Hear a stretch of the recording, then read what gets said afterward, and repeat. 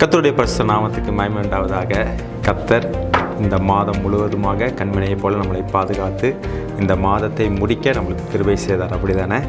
இன்றைக்கு நாம் ஒரு வார்த்தையை நாம் தியானிக்க போகிறோம். வாருங்கள், வார்த்தையோட தினமின நிகழ்ச்சி நேராக நாம் கடந்து செல்லலாம்.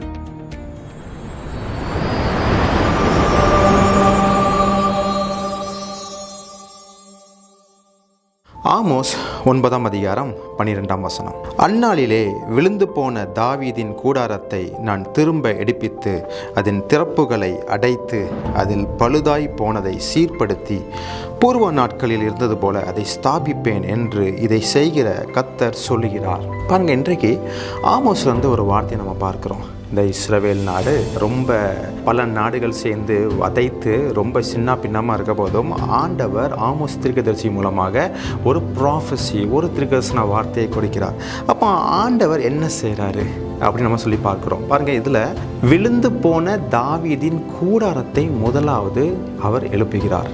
இன்றைக்கி ஒருவேளை உங்கள் வாழ்க்கையில் என் வாழ்க்கை அவ்வளோதான், இந்த நோய் என்னை ரொம்ப பாடாப்படுத்திடுச்சு, இந்த கடன் என்னை ரொம்ப மூழ்கடிக்குது அப்படின்னு நீங்கள் சொல்லிட்டு இருக்கீங்கன்னா இது ஒரு தீர்க்கதரிசன வார்த்தையாக எடுத்துக்கோங்க பிரியமானவர்களே. முதலாவது, the Lord raise up the tabernacle of David which has fallen.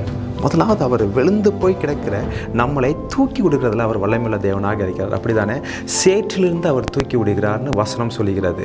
இன்றைக்கி ஒரு வேளை பாவம் என்ற ஒரு சேற்றில், சாபம் என்ற ஒரு சேற்றில், வியாதி என்ற ஒரு சேற்றில், தரித்திரம் என்ற ஒரு சேற்றில் இன்றைக்கி நம்ம மாட்டிக்கொண்டு இருக்கிறோம் நீங்கள் நினச்சிட்டு இருக்கிறீங்கன்னா, முதலாவது ஆண்டவர் அந்த சேற்றிலிருந்து விழுந்து போன உங்களுடைய கூடாரத்தை அவர் எடுப்பிக்க அவர் முதலாவது வல்லமையுள்ள தேவனாக இருக்கிறார். ரெண்டாவது, அவர் என்ன பண்ணுறார் நம்ம பார்க்கலாம்.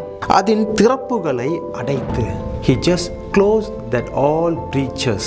அந்த வாட்டர் இருக்கும் தெரியுமா? சில பாத்திரத்தில் வாட்டர் இருந்துச்சுன்னா அதில் எவ்வளோ தான் நம்ம நன்மையான காரியங்கள் நம்மளை அதில் வார்த்து போட்டாலும் அது நிற்காது. அப்படி தானே? அந்த வாட்டர் வழியாக, அந்த கிராக் வழியாக, அது பேருனா ஒரு மியூசிஷியனால் சொல்கிறேன். இந்த கிட்டார்ஸ்லாம் நீங்கள் பார்த்தீங்கன்னா, ஹாலோ கிட்டார்ஸ்லாம் பார்த்தீங்கன்னா எவ்வளோ நல்ல கிட்டாராக இருந்தாலும், அந்த வுட் நல்லா இருந்தாலும் சின்ன ஒரு கிராக் இருந்தால் போதும் அந்த சவுண்ட், அந்த இ ஸ்ட்ரிங் கொடுக்குற சவுண்ட், அந்த ஏ ஸ்ட்ரிங் கொடுக்குற சவுண்ட் வந்து ரொம்ப வித்தியாசமாக இருக்கும். அது original sound it cannot produce because it has crack, it has hole.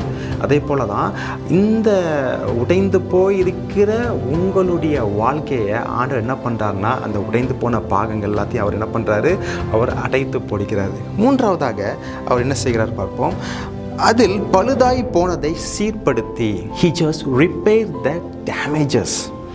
அதில் எதெல்லாம் பழுதாக இருக்குதோ, எந்த டிபார்ட்மெண்ட் நம்மளுக்கு பழுதாக இருக்கிறதோ, ஒருவேளை இன்றைக்கி வியாதியோடு நீங்கள் இருக்கிறீங்களா, ஆண்டவருடைய வார்த்தையை நம்ம பேச பேச நிச்சயமாக வியாதி மாறுங்க. நான் பார்க்குறவங்கட்டெலாம் சொல்கிறது ஒன்றே ஒன்று தான், கர்த்தருடைய வார்த்தையை பேசுங்க. பரிசுத்த ஆவியானவர் முதலாவது வரப்போது நம்மளுடைய நாவை தொட்டார். இன்றைக்கி ஏன் நம்ம வியாதியோடு இருக்கோம் தெரியுமா? ஏனென்றால் நாம் நெகட்டிவான சாபமான காரியங்களே நாம் பேசி கொண்டிருக்கிறோம். நாம் பேச பேச அதை நம்ம நம்புகிறோம். அப்படி தானே?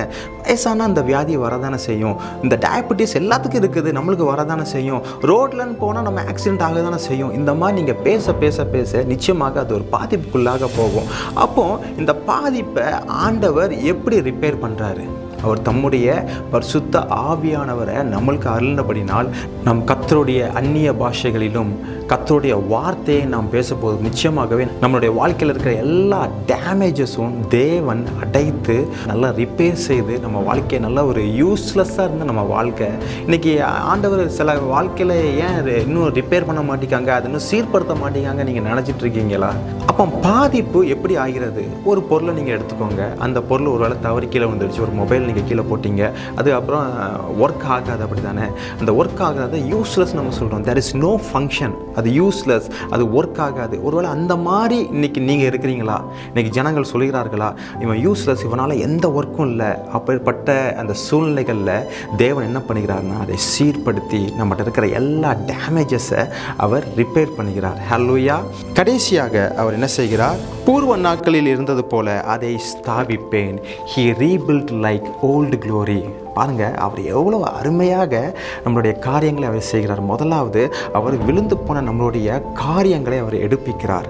ரெண்டாவது, நம்ம வாழ்க்கையில் இருக்கிற எல்லா காரியங்களை எதெல்லாம் ஓட்டை வழியாக நான் எவ்வளோ தான் சம்பாதிச்சாலும் அந்த அந்த பொத்தல் பையில் போட்டிருக்கிற பணம் போல் எல்லாமே காலியாகிறதே பிரதர் அப்படிங்க சொல்கிறீங்களா, அது எல்லாத்தையும் தேவன் அடைக்கிறார். மூன்றாவதாக, நம்ம வாழ்க்கையில் இருக்கிற எல்லா சீர்குலைவான காரியங்களை அவர் சீர்படுத்துகிறார். He repairs. Then fourth is the final is he rebuilt.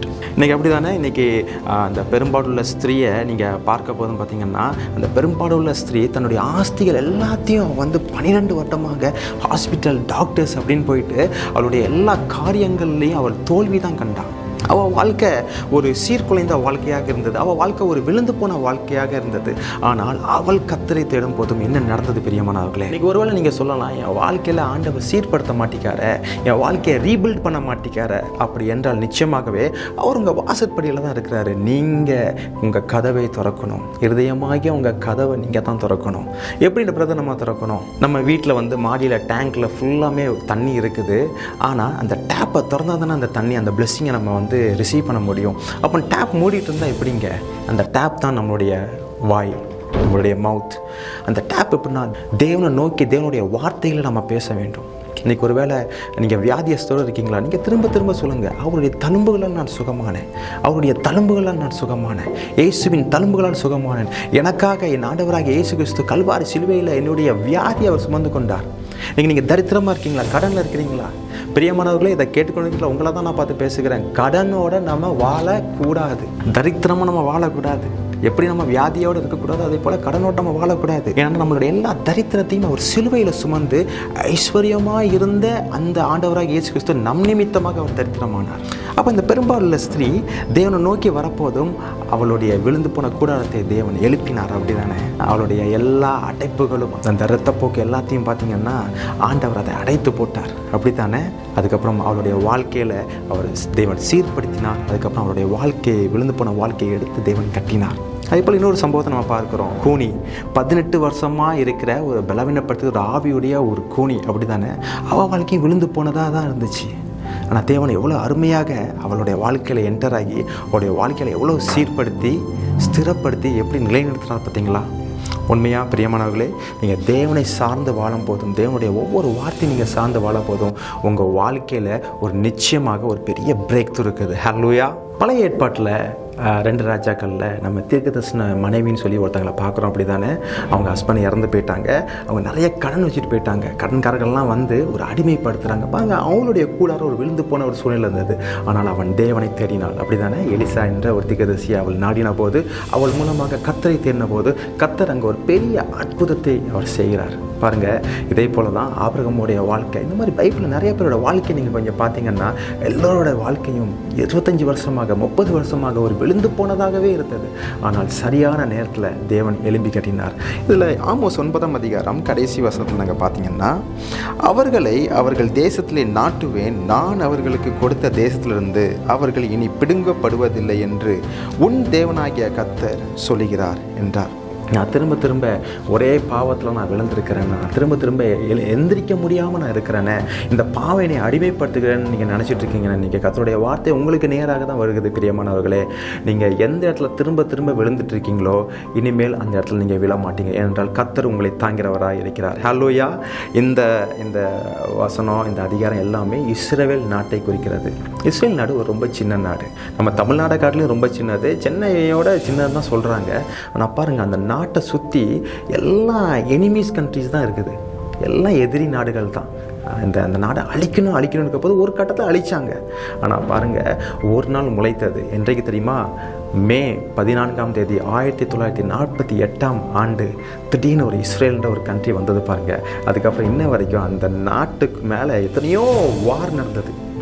இருக்கிறதுலே அதிகமான யுத்தங்களை சந்தித்த ஒரு நாடு என்றால் அது இஸ்ரவேல் தாங்க. ஆனால் பாருங்கள், இன்ன வரைக்கும் யாராலையும் அந்த இஸ்ரவேலை தொடக்க முடியலை. ஏனென்றால் தேவனுடைய வார்த்தை ரொம்ப தெளிவாக சொல்கிறது, அவர்கள் இனி பிடுங்கப்படுவதில்லை. பிரியமானவர்களே, இதே வார்த்தை தான் உங்களுக்கு நேராக சொல்லிக்கிறேன். நாமளும் ஆவிக்குரிய இஸ்ரவேலர்கள், உங்கள் வாழ்க்கை இனிமேல் பிடுங்கப்படுவதில்லை. ஒருவேளை நீங்கள் குடும்பத்தில் ஒரு தகராறோடு நீங்கள் இருக்கிறீங்க, சமாதானம் இல்லாமல் இருக்கிறீங்களா? நிச்சயமாகவே விழுந்து போன உன் கூடாரம் தேவன் நிலைநிறுத்துகிறார். Hallelujah. I hope this video will be very blessed for you, and if so, please then share this video to your friends and relatives. Let them also be blessed. God bless you. Bye from Diman.